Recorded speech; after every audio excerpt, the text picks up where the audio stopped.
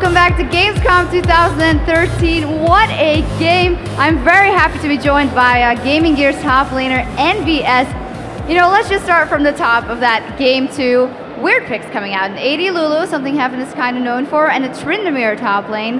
What were your initial thoughts when you saw those coming out? We initially thought that they picked Tryndamere because I played Tryndamere yesterday against them. Maybe he just wanted to show me how to play it, I don't know, but it didn't work out. And about the AD Lulu, we knew that they played it in the mid lane in the Australian finals, so it wasn't that unexpected. We didn't really do anything to prepare for it. We just thought that we should win like playing standard against it. And you build up an early advantage again, that level 1 getting a kill. But then as the game went on, that split pushing potential, it was just so annoying and you just weren't able to finish for a long time.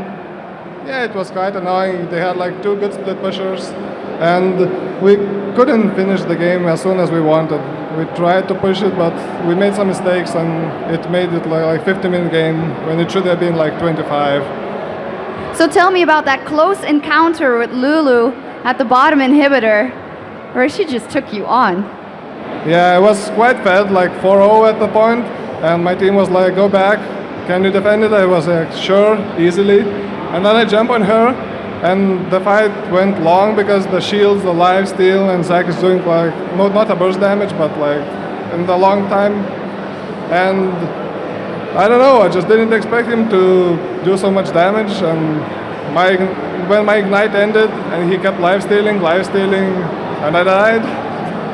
Yes, you did, but all good in the end. A 2-0 here for you guys.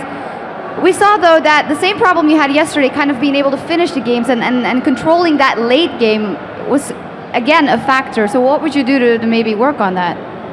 I don't know, we need just to rewatch the games, see what chances we don't take, where do we like lack the pushing power.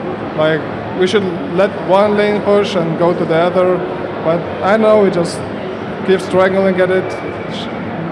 We must prepare for it so we don't do the same mistakes at the finals.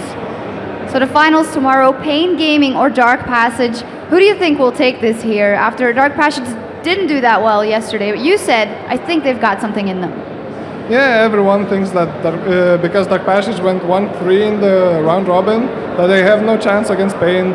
But we think the both teams are pretty equal, and we actually think that Dark Passage will win. Do you think you have enough momentum after this epic game to tomorrow sweep it? How big are your chances? I don't know, it's like 50-50. All the teams, like we, Dark Passage, Pain, we think we are like pretty even. And the better one will win, I guess, or the more lucky one when they both are even. I don't know.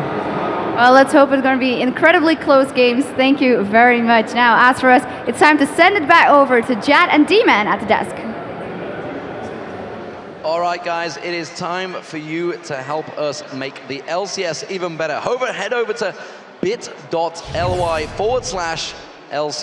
Gamescom and give us your opinion on topics like what part of the Season 3 World Championships are you guys most excited for? And we're just 1 day away from the start of the European LCS Summer Playoffs. They kick off Friday with 2 quarterfinal best-of-3 series. Up first, it's going to be Evil Geniuses versus Team Alternate, followed by Gambit taking on Ninjas in Pajamas.